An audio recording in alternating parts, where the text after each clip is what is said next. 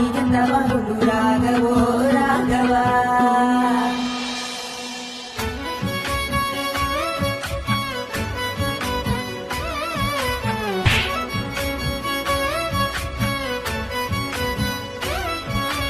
మంచిగుంటావని సెల్లే నిన్ను మేన వాళ్ళకే ఇస్తే మాట తప్పిరార తల్లి నిన్ను బాధ పెట్టిరార సెల్లి.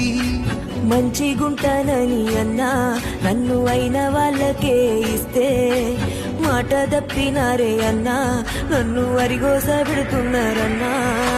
పాడుబడ్డ గోడల్లా పాకురు జాగల్లా నన్ను ఇచ్చిన బావ